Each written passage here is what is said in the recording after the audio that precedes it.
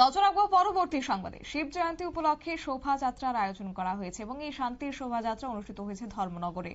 বিশেষ করে ধর্মনগর মহকুমার চন্দ্রনাথ লেনে অবস্থিত প্রজাপিতা ব্রহ্মকুমারী ঈশ্বরীয় বিশ্ববিদ্যালয়ের উদ্যোগে বিগত বছরের মতো এবছরও শিব জয়ন্তী উদযাপন উপলক্ষে বিভিন্ন কর্মসূচি তারা হাতে নিয়েছে। তারই অঙ্গ হিসেবে আজ 25 ফেব্রুয়ারি সকাল 9টা নাগাদ প্রজাপিতা ব্রহ্মকুমারী ঈশ্বরীয় বিশ্ববিদ্যালয় ধর্মনগর শাখার সংক্ষিপ্ত অনুষ্ঠানের আয়োজন করা হয়েছে এবং এই অনুষ্ঠানে উপস্থিত ছিলেন উত্তর ত্রিপুরা জেলার নবনিযুক্ত জেলা শাসক চাঁদনী চন্দ্রন। প্রথমে শিবলিঙ্গের সামনে প্রদীপ প্রজ্বলন করা হয়। প্রদীপ প্রজ্বলন করেন জেলা শাসক চাঁদনী চন্দ্রন। তারপর শিবলিঙ্গে দুধ ও পুষ্পার্ঘ্য অর্পণ করা হয়। দুধ, বেলপাতা ও পুষ্পার্ঘ্য শিবলিঙ্গে অর্পণ করেন ধর্মনগর শাখার শাখা সঞ্চালিকা বি.কে. মামুনি। তবে আজকের এই শান্তির শোভাযাত্রা এবং শিব জয়ন্তী উপলক্ষে কি উঠে আসছে বক্তব্য শুনুন।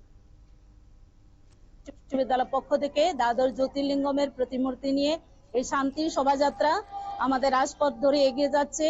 পরমপিতা পরমাত্মার দিব্য অবতরণের সন্দেশ জন জনের কাছে পৌঁছে দেওয়ার এই র্যালির মধ্যে মানব কল্যাণের জন্য শান্তির বার্তা। আর আজ বিশেষ দিন, সমস্ত বিশ্ববাসী পরমাত্মাকে আহ্বান করে যাচ্ছে আর ভগবান এই ধরাতে অবতরণ হয়েছে, এই বার্তা সবার কাছে পৌঁছে দিচ্ছি।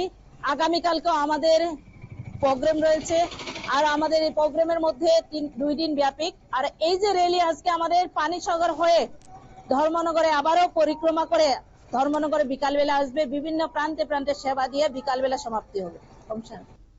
আপনারা শুনলেন তাদের বক্তব্য। অনুষ্ঠানে শেষে শিব জয়ন্তী উপলক্ষে শান্তি শোভাযাত্রা সূচনা করেছেন জেলা শাসক চাঁদনী চন্দ্রন এবং উপস্থিত ছিলেন পুলিশ আধিকারিক। ধর্মনগর শাখা সঞ্চালিকা বি.কে. মামুনির কাছ থেকেই জানা গেছে যে এই শোভাযাত্রা ধর্মনগর থেকে পানিসাগর মহকুমার পুনরায় ধর্মনগরে ফিরে আসবে। এই শোভাযাত্রার পথে শিব চতুর্দশীর মাহাত্ম্য প্রচার করা হবে বিভিন্ন স্থানে। সেই সঙ্গে এই শান্তির শোভাযাত্রার মূল উদ্দেশ্য হচ্ছে মানব কল্যাণের বার্তা ছড়িয়ে দেওয়া। নিয়ে নিচ্ছি ছোট্ট একটি বিজ্ঞাপন বিরতির সঙ্গে থাকুন।